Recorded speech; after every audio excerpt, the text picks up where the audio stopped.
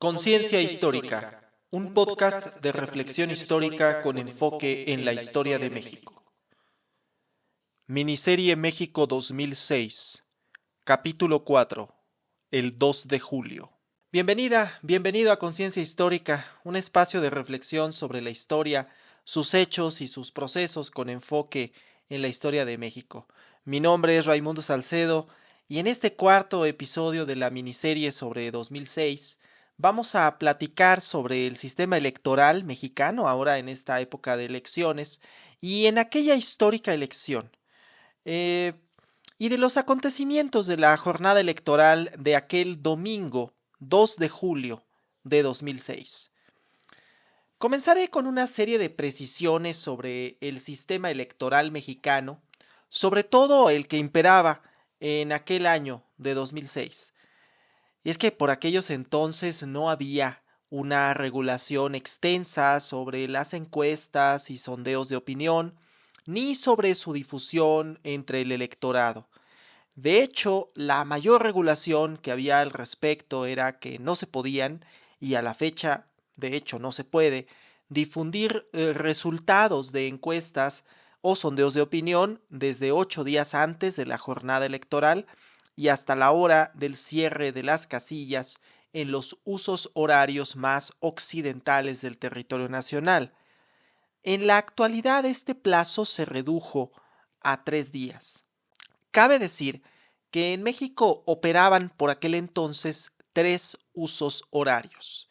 El tiempo del centro, que abarca a casi todo el territorio nacional, el tiempo del Pacífico, que abarca los estados de Sonora, Sinaloa, Baja California Sur y Nayarit, y la hora del noreste, que corresponde al estado de Baja California. En la actualidad, Quintana Roo tiene su propio uso horario del Caribe, pero en aquel entonces formaba parte del uso horario del centro. Esto es, en pocas y resumidas cuentas, que los resultados de encuestas y sondeos de opinión no podrían difundirse durante los días anteriores hasta las 20 horas, hora de la Ciudad de México, del 2 de julio de 2006. El asunto es que las casillas abren a las 8 de la mañana, aunque por experiencia propia puedo decir que no siempre inician operaciones a esa hora, y su hora de cierre oficial es a las 18 horas, las 6 de la tarde. Aunque pueden recibir votación posterior a esa hora, si hay ciudadanos formados a las 6 de la tarde, se les debe de permitir votar a todos aquellos que estaban formados a las 6 de la tarde, porque si una persona llega a las 6:01 ya no puede votar aunque haya todavía ciudadanos formados. De igual manera, los funcionarios de casilla no pueden clausurarla de manera anticipada a menos que todos los electores inscritos en esa casilla hayan votado. En la práctica, este supuesto solo se da en las casillas especiales y en una que otra casilla rural.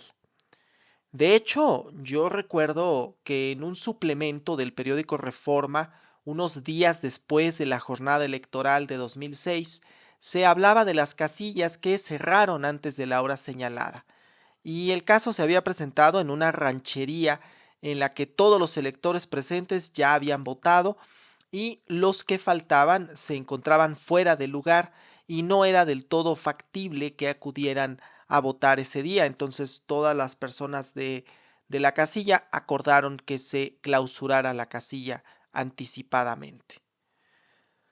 Sobre las casillas vale la pena decir que quienes las operan desde el año 1997 son ciudadanos.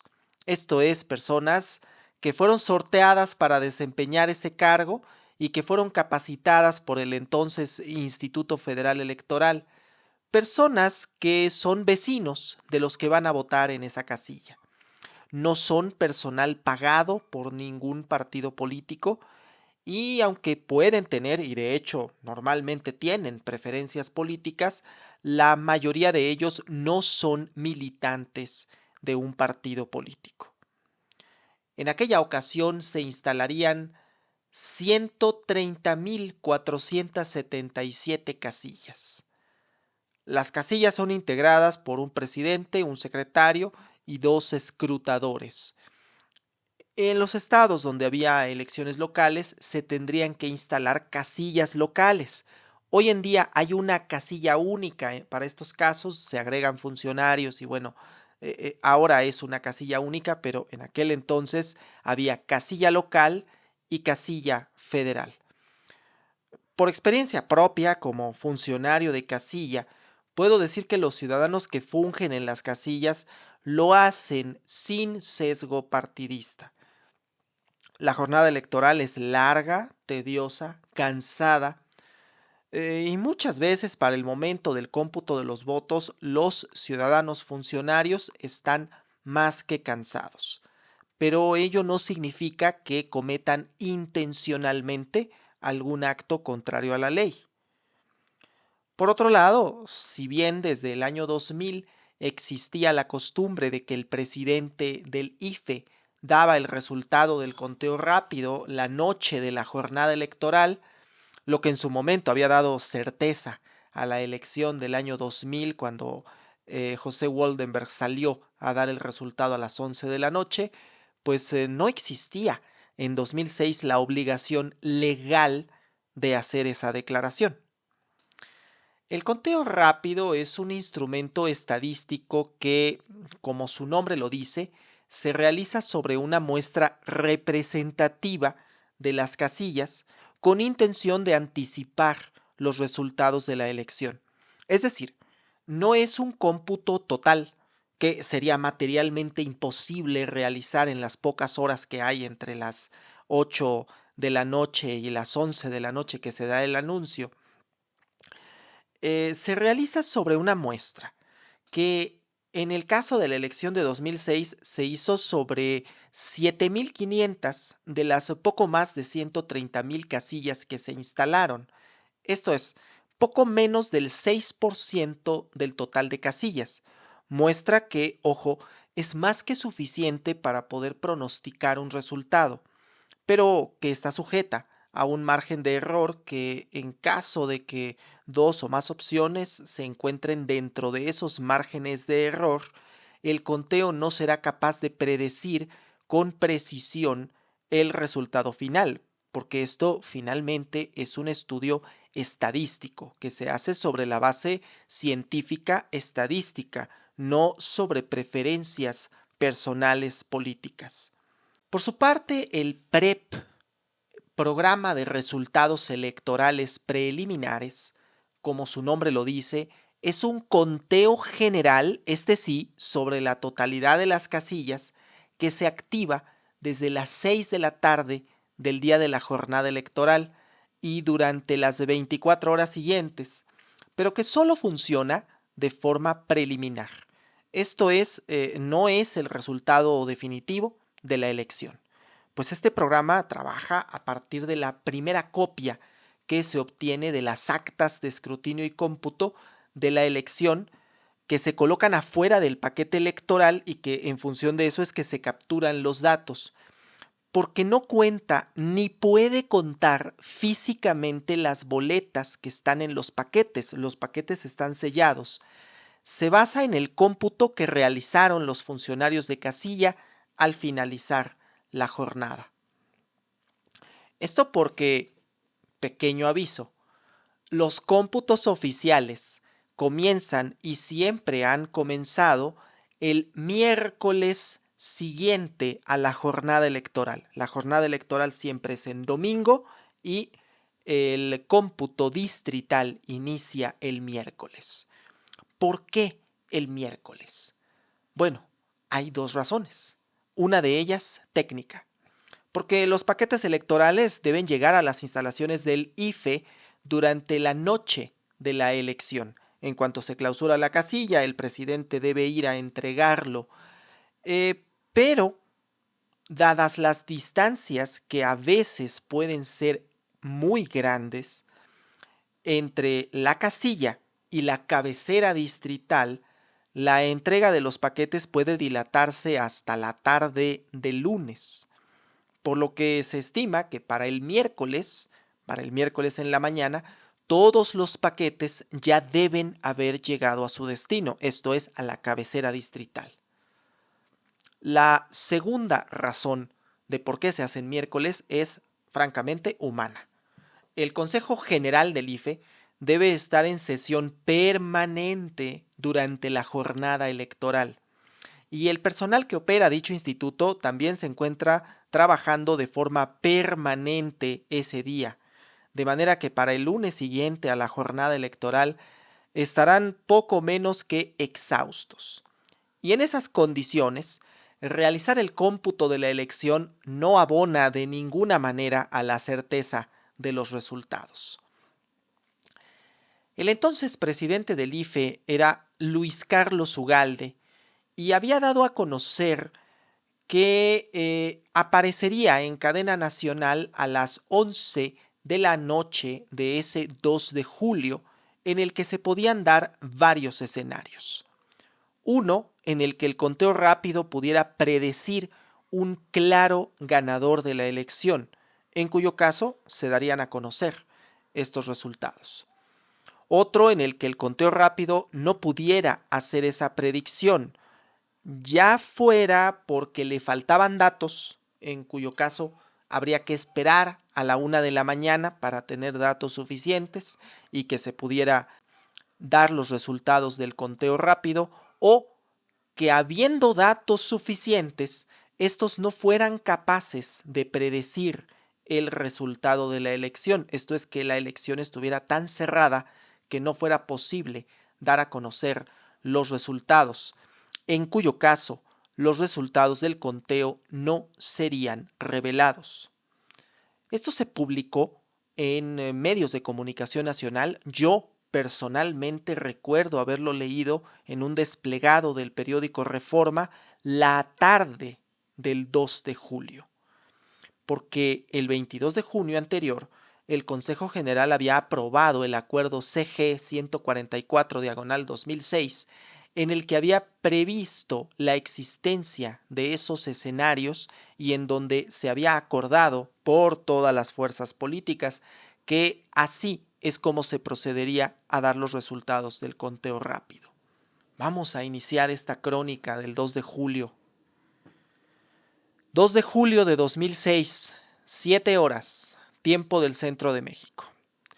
Luis Carlos Ugalde, consejero presidente del Instituto Federal Electoral, llega a las instalaciones del instituto y desayuna con los consejeros.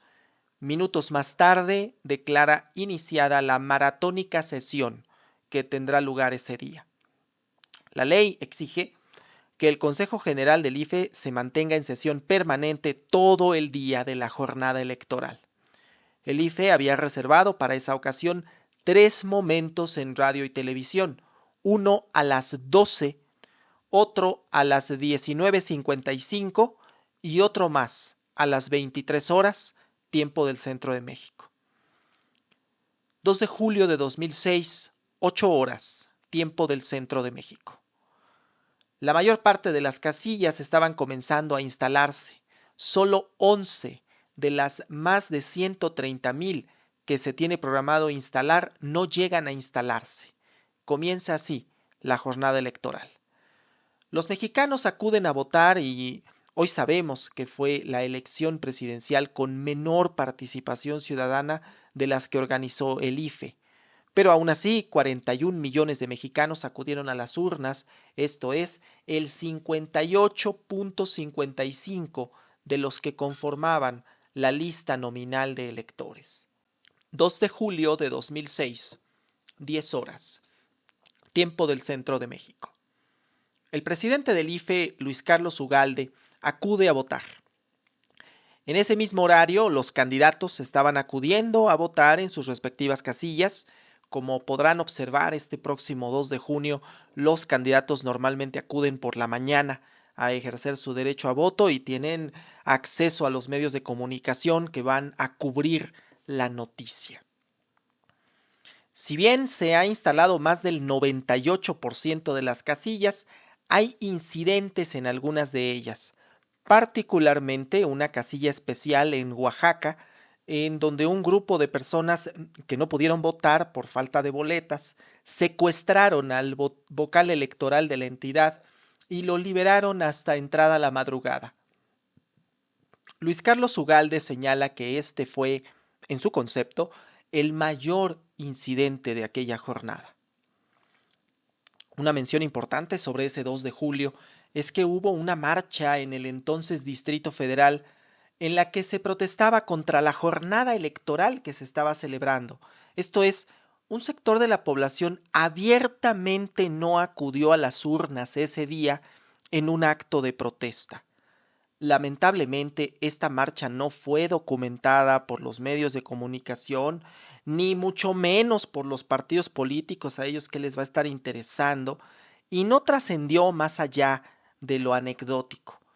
Pero me resulta interesante pensar en cuántas veces se habrá protestado por motivos similares en anteriores o en posteriores jornadas electorales y qué tanto ha existido ese abstencionismo consciente y abierto con una clara posición política.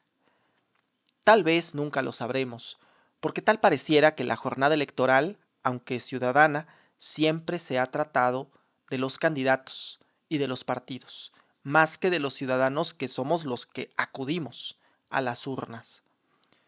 No quiero divagar tanto en este tema, pero dejo la reflexión para ti, querido oyente. Así, retomando el hilo, debo decir que si bien hubo incidentes al inicio y en el desarrollo de la jornada, ninguno de estos fue de tal magnitud que comprometiera la credibilidad del resultado, al menos hasta ese momento. La expectación iba en aumento mientras la manecilla del reloj descendía. 2 de julio de 2006, 15 horas, tiempo del centro de México. Luis Carlos Ugalde recibe información de las encuestas de salida que se están desarrollando en todo el país. La elección se presenta mucho más cerrada de lo esperado, apenas medio punto porcentual de diferencia. Hoy se sabe, que el Baester Gordillo, por entonces secretaria general del Sindicato Nacional de Trabajadores de la Educación, se comunicó con el gobernador priista de Tamaulipas, Eugenio Javier Hernández Flores, en la tarde de ese 2 de julio para pedir que se definiera el apoyo a favor de Felipe Calderón, de Azul, como ella lo mencionó. Hay quien ha interpretado esta llamada como la petición de acarrear votantes, otros de que se alteraran actas de escrutinio y cómputo y resultados. Cabe decir que el gobernador de un estado, por muy gobernador que sea, no tiene mucha injerencia en el llenado de las actas en las casillas y que, de haber alguna, ésta se reportaría como incidencia en cada una de las casillas afectadas, ya que los funcionarios de casilla no son reclutados por el gobernador ni están necesariamente a su favor y cuentan con una hoja de incidentes en donde cualquier situación se puede hacer notar. Lo cierto es que sí se hicieron este tipo de llamadas durante aquella histórica jornada en donde se pretendió influir en el resultado de la elección. ¿Qué tanto influyó? No lo sabemos con toda certeza. 2 de julio de 2006, 18 horas, tiempo del centro de México. Las casillas cerraron. Daba inicio una de las noches más largas e inciertas que la historia de México pueda recordar. Conscientes de que los votos se estaban escrutando en ese momento, pero que los sondeos de opinión y las encuestas de salida no podrían revelarse hasta las 8 de aquella noche, en casa esperábamos que transcurrieran esas 2 largas horas. Una precisión que quiero hacer aquí es que el escrutinio es un acto que, desde mi punto de vista, debe ser público. Esto es, toda persona presente en la casilla debería poder constatar que se están contando los votos y en qué sentido se está calificando los votos por el presidente de casilla. Por otro lado, que en todas las casillas puede haber representantes de partidos políticos acreditados y tienen el derecho de presenciar el escrutinio y cómputo, así como a recibir una copia del acta respectiva. En mi experiencia, por aquellos entonces, solo los partidos Acción Nacional y Revolucionario Institucional tienen representantes en todas o en prácticamente todas las casillas. Pero en caso de que no exista un representante acreditado ante esa casilla, los representantes generales pueden recibir la copia del acta. De igual manera, los representantes de los partidos políticos pueden presentar los escritos de protesta en caso de que consideren que se está cometiendo una irregularidad en la elección. Las copias de las actas que se entregan a los representantes de los partidos políticos se hacen en orden de registro. Esto es, que el primero en recibirla es el representante del PAN, luego el del PRI y así sucesivamente. Las actas se llenan en unos blocs al carbón que no se puede llenar un acta posterior, se tiene que llenar nada más el acta que está ahí. Y de esta forma las copias se van degradando en función de si es la primera, la segunda o la número 15. Otra cosa que me gustaría apuntar de esto es que los partidos políticos suelen recoger las actas que tienen sus representantes, de manera que pueden construir una base de datos para saber el resultado preliminar de la elección. Esto implica que, en la práctica, técnicamente la misma noche de la elección el partido puede saber si ganó o perdió, si tuvo representantes en todas las casillas y tiene copias de todas las actas. Pero la información que tenga el partido va a ser imprecisa en la medida que no tenga todas las copias de las actas. Esto también significa que los partidos pueden dar seguimiento minuto a minuto de los datos que van cargándose en el PREP en la noche de la elección y contrastarlo contra sus actas. 2 de julio de 2006, 19:55 horas, tiempo del centro de México. Luis Carlos Ugalde aparece en los medios de comunicación para mencionar que solo los resultados que emitiera el instituto a las 11 de aquella noche se podrían considerar como oficiales. La finalidad de este mensaje, en sus palabras, era evitar que los medios de comunicación, en aras de obtener rating, iniciaran, en palabras del propio Ugalde, una guerra de cifras que difícilmente se pudiera parar. 2 de julio de 2006, 20 horas, tiempo del centro de México. Los medios de comunicación informan que el resultado de sus encuestas de salida y sondeos de opinión es tan cerrado que no pueden dar los resultados de las encuestas de salida y que por lo tanto habría que esperar el anuncio que diera el presidente del Instituto Federal Electoral. El Comité Técnico del IFE ha comenzado a recibir ya la información del conteo rápido y está encuartelado en un búnker dentro del instituto. Solo 5 personas saben los resultados del conteo rápido y Luis Carlos Ugalde es el único externo que tiene comunicación con ese búnker, o al menos eso es lo que él dice. Las horas pasan lento. La información con que cuenta el IFE es que se está ante una elección cerrada. A las 22:15, el doctor Manuel Mendoza del Comité Técnico Asesor informa a Ugalde que no había un claro ganador y que era claro que Roberto Madrazo estaba en tercer lugar, en tanto que Felipe Calderón y López Obrador estaban empatados en orden del 35%. Mendoza sugirió a Ugalde dar a conocer esa cifra. Ugalde rechazó la sugerencia basado en el acuerdo celebrado el 22 de junio. Minutos antes, el representante del PRI había pedido a Ugalde respetar el acuerdo de 22 de junio, esto es, que no se dieran a conocer los resultados ni las cifras en caso de una elección cerrada. A las 22:30, el comité técnico asesor se reunió con Ugalde y le entregó el sobre en el que contenía la información correspondiente al conteo rápido. En 2 de los modelos aparecía empate, en otro más Calderón aparecía como ganador, pero que decían que ni como ciudadanos ni como científicos recomendaban dar por ganador a Felipe Calderón con esos modelos, de manera que esos resultados implicaban que era imposible determinar con absoluta precisión cuál de los candidatos punteros, hoy sabemos, Calderón y López Obrador, pero en el comunicado no se mencionó nombres, cuál de ellos había ganado la elección. 2 de julio de 2006, 23 horas, tiempo del centro de México. Los márgenes de error estadístico calculados no permiten distinguir claramente la fuerza política que haya obtenido el mayor porcentaje de votación emitida.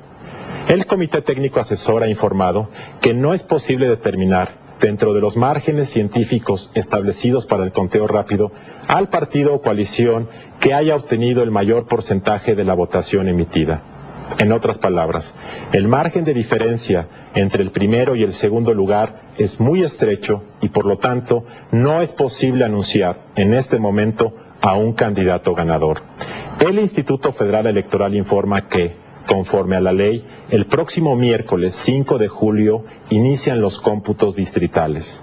Una vez concluidos, esos cómputos arrojarán la suma de los resultados por partido político y coalición de la elección de presidente de la República. Esto significa que todos debemos esperar a que concluyan los cómputos de la votación presidencial en cada uno de los 300 distritos. Estos cómputos distritales inician el próximo miércoles y por ley se llevan a cabo de manera ininterrumpida. Mientras tanto, cualquier persona puede consultar el programa de resultados electorales preliminares a través de Internet. Gracias al PREP, los mexicanos podemos conocer los resultados casilla por casilla. Vale la pena recordar que solo las cifras que proporcione el IFE son oficiales.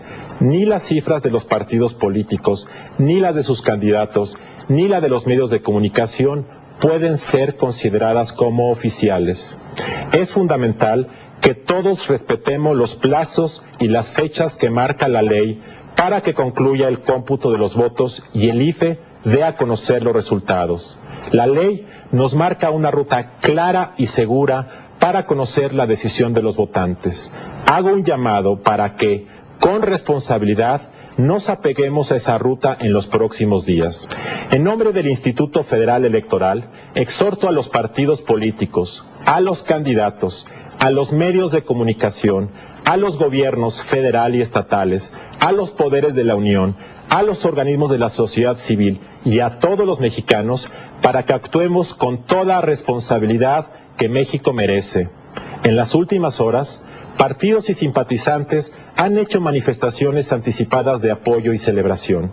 El IFE entiende que esas manifestaciones son producto del momento y de una legítima aspiración para obtener la mayoría de los votos. Sin embargo, a partir de este momento, con la información que se acaba de anunciar, cualquier manifestación de victoria deberá esperar los plazos que marca la ley. Todos los mexicanos esperan un comportamiento ejemplar de partidos y candidatos. Todo el país demanda la prudencia que el momento y el futuro de México requieren. Enseguida entró un mensaje del presidente Vicente Fox.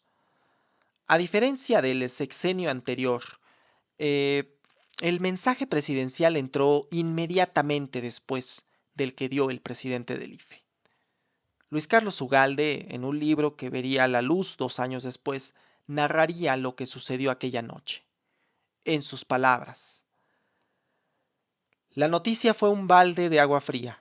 Mucha gente quedó confundida, algunos incluso frustrados y enojados. Todo el mundo esperaba un ganador y el IFE no podía darlo. Los candidatos y sus equipos de campaña resintieron el anuncio. Cada contendiente esperaba ser declarado ganador aquella noche. Su festejo tuvo que esperar. Tendría que esperar durante largo tiempo. Esa noche México no dormiría tranquilo. 6 años antes, el 2 de julio de 2000, a esa misma hora, todos los medios de comunicación anunciaban que el candidato opositor, Vicente Fox, había triunfado por un margen de más de 6 puntos. Muchos lo supieron incluso horas antes. En el IFE lo supimos desde las 2 de la tarde, me platicó Arturo Sánchez, quien en ese año fungía como director de prerrogativas y partidos políticos. La diferencia era tan amplia que desde esa hora las casas encuestadoras daban como irreversible el triunfo de Fox. Ahora, sin embargo, el anuncio de los medios y las encuestadoras había sido: no sabemos quién ganó. En mi casa aquella noche se fue la luz y regresó varias horas después. Nunca sabré si ese apagón fue coincidencia por la lluvia que se desarrollaba esa noche o tuvo que ver con lo que sucedería horas más tarde.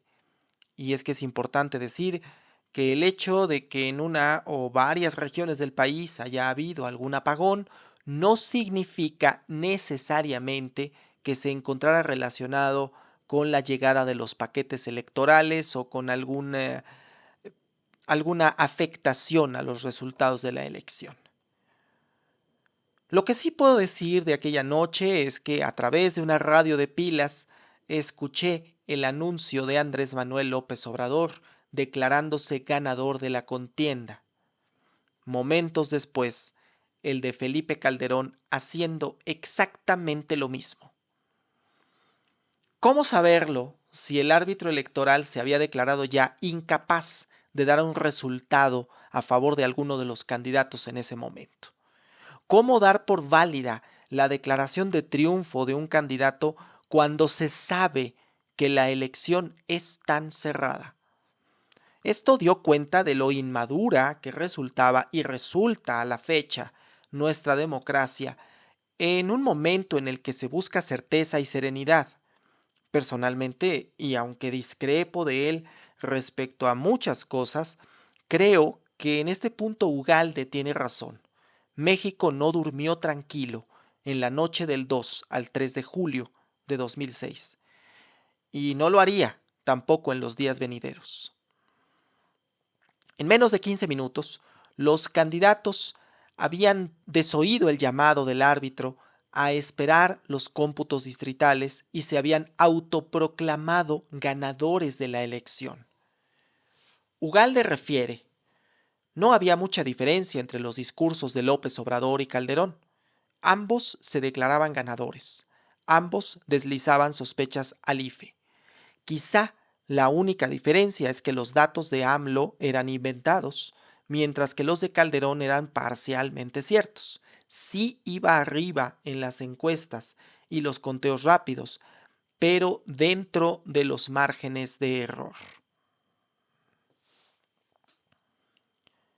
Aquí hay que decir que, a decir de Luis Carlos Ugalde, el López Obrador había recibido ya información que lo posicionaba ligeramente abajo de Felipe Calderón. Esto hay que tomarlo con pinzas porque Luis Carlos Ugalde se encontraba en el Instituto Federal Electoral y Andrés Manuel López Obrador se encontraba en otro punto, y no era propio que el presidente del Instituto Federal Electoral tuviera contacto con alguno de los candidatos, como veremos a continuación. 2 de julio de 2006, 23:30 horas, tiempo del centro de México. Luis Carlos Ugalde recibió muchas llamadas telefónicas esa noche, provenientes del presidente de la República, de Elbester Gordillo, de Felipe Calderón. Es muy extraño pensar que un candidato quiera comunicarse con el presidente del árbitro electoral la noche de la elección, justo después de que éste ha mencionado que no puede determinar en ese momento con precisión un ganador a través del instrumento que ha diseñado para ello. Luis Carlos Ugalde escribió en Así lo viví que rechazó las llamadas de Elbester y Felipe Calderón. La primera terminó una de las llamadas diciendo al secretario particular de Ugalde que a Ugalde le habían faltado huevos para declarar a Felipe Calderón como ganador de la elección. Las conversaciones con Fox fueron bastante ríspidas. El presidente estaba en la misma tesitura que la lideresa magisterial. El IFE debía haber dado por ganador a Felipe Calderón. En un país que 18 años antes había tenido una elección sumamente cuestionada, se enfrentaba ahora a una elección cerrada. En un documental de Luis Mandoki se da cuenta de cómo en las oficinas del PRD se recibió el mensaje del presidente del IFE con la sospecha de que se estaba fraguando un fraude electoral en el cómputo de los votos. Este documental llamado Fraude México 2006, que también habría que tomarlo con pinzas, muestra que en cuestión de segundos, Gerardo Fernández Noroña y Yeidikol Povensky sacan conclusiones sobre la caída de sistema de 1988 y comparan esta elección con la de 2000 en los Estados Unidos. El razonamiento que emplean básicamente es que la ausencia de un resultado implica que ellos van ganando. No existe una evidencia de lo que ocurría en las oficinas del PAN, pero no sería de extrañar que algo similar estuviera ocurriendo también. Y es que en el PAN la percepción generalizada es que el presidente del IFE se dejó coaccionar por el PRD, que por eso se había abstenido de dar los resultados. Básicamente la idea era la misma que el Baester Gordillo había intentado expresar por teléfono. Le faltaron huevos a Ugalde. Hablemos ahora del PREP, el programa de resultados electorales preliminares que mostraba una gran cantidad de actas con inconsistencias y que éstas no estaban siendo incluidas en el sistema de cómputo de este programa. También que por experiencia personal y algo que cualquiera de nuestros oyentes puede corroborar este próximo 2 de junio, los resultados del PREP van llegando poco a poco. Las actas pueden presentar errores de llenado, que muchas veces son producto del cansancio de los funcionarios de casilla, que difícilmente son efectuados estos errores con dolo. A tal punto que hay casos donde el número de votos de un candidato, por decir, es 186 y con letra pone 186. Y claro, esto es una inconsistencia que debe implicar el escrutinio del paquete en cuestión para saber cuántos votos son en realidad, si 186 o 386. Los criterios para determinar que había inconsistencias en 2006 fueron muy elevados. Esto es, que bastaba con que uno de los recuadros del acta no contuviera cantidad alguna para que el acta se considerara inconsistente. Esto a pesar de que el número de votos cuadrara con el total de boletas entregadas y recibidas, y que por ende ese espacio en blanco tendría que considerarse como un 0, pero en este PREP se había decidido que esos casos el acta se consideraba con inconsistencias. Ojo, el hecho de que el acta sea inconsistente solo lo es para efectos del PREP, pero no para efectos del cómputo distrital, que como ya se dijo, se haría hasta el miércoles siguiente a la jornada electoral, esto es, el 5 de julio de 2006. Pero eso lo vamos a platicar en el próximo episodio del podcast Conciencia Histórica, en el que abordaremos el conflicto postelectoral después de aquella histórica jornada. Y bien, esto ha sido todo por ahora. Quiero agradecerte por haber escuchado hasta el final de este episodio. No olvides suscribirte a mi canal de YouTube, regálame tu like si te gusta el contenido, créeme que me ayuda bastante. Y puedes considerar hacer alguna donación a través del enlace de PayPal que se encuentra disponible acá en la descripción de este episodio. Puedes seguirme en todas mis redes sociales y dejar algún comentario o responder a la pregunta que se encuentra en Spotify. Créeme que las escucho, las leo con mucho detenimiento. Y recuerda también, puedes seguir el contenido del podcast de Historia Universal Contemporánea. Por allá estamos platicando sobre la Segunda Guerra Mundial y ya casi vamos a terminar esa temporada. Muchas gracias y hasta la próxima.